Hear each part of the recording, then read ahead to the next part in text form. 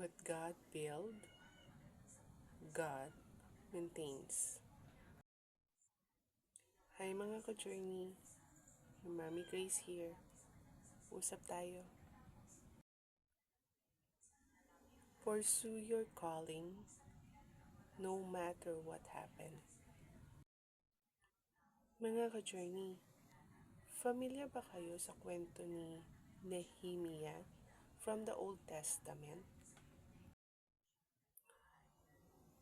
Siya ay isang alagad ng Panginoon na kung saan naglilingkod sa hari. Pinakabuod ng kwento ni Nehemiah ay ang kagustuhan niya o kahilingan na muling maipatayo ang Juda. At ito ay ipinagkaloob ng Diyos sa kanya. Nung nabasa ko yung story ni Nehemiah, sobra akong na-amaze. Grabe siya kadesidido na itayo muli ang nasirang bansa ng Juda.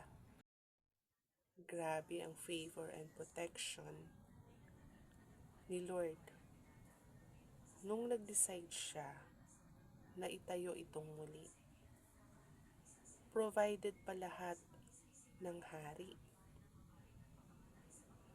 To make a long story short, pinarealize sa akin ni Lord sa story na ito, tayo si Nehemiah, yung bansang Juda, ang calling natin. Maraming beses ka man na lumayo sa Diyos. Paulit-ulit ka man nagkakamali, nais ni Lord na simulan mong muli, ayusin mong muli ang nasira mong relasyon sa Kanya. He wants you to come back and rebuild it again.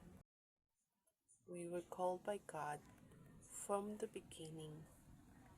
He chose us from the very start. Yung calling mo na nananatili yan, hindi mawawala. Meron tamang oras na binigay sa iyo ang Diyos para lakaran niya ng totoo. What God builds, God maintains.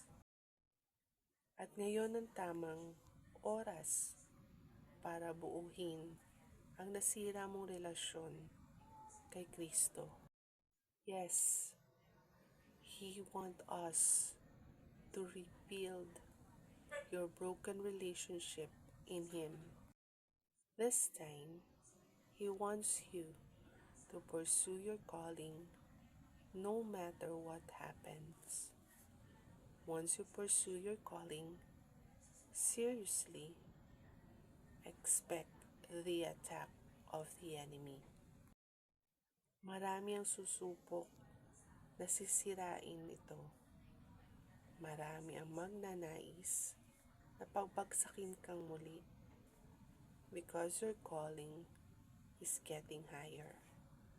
Alam ng kaaway na seryoso ka na at desidido ka na bumalik kay Lord. Tulad ni Nehemiah, kahit anong ibato sa'yo, magpatuloy ka lang sa pagsunod. Hindi pinababayaan ni Lord si Nehemiah. He provides, He protects. Kapag desidido kang ayusin ang nasira mong calling, gagawin din ni Lord yung para sa'yo. Tulad ni Nehemiah, hindi niya alam kung paano sisimulan. Pero dahil kasama niya ang Diyos at kalooban ng Diyos ang gagawin niya, ang Lord ang kumilos para sa kanya.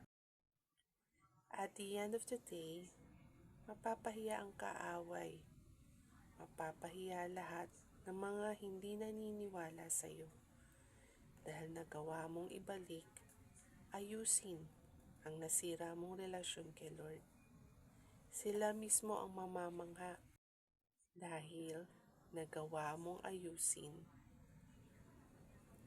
at ito ay sa tulong ng Diyos. Sabi nga sa Nehemiah 6:16, humanga ang aming mga kaaway at mga bansa sa palibot-libot nang mabalitaan nila ang aming nagawa. Naniwala sila, ito'y natapos sa tulong ng Diyos. Hindi hahayaan ni Lord masira ang bansang Juda. Ganun din sa iyo. Hindi hahayaan ni Lord masira ang relasyon mo sa Kanya. Sabi nga sa awit 139:16, nakita niyo na ako, hindi pa man ako isinisilang.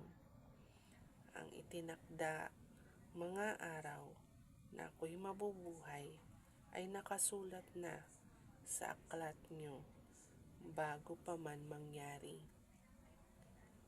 He chose us from the very start. Rebuild your relationship with Him. God bless.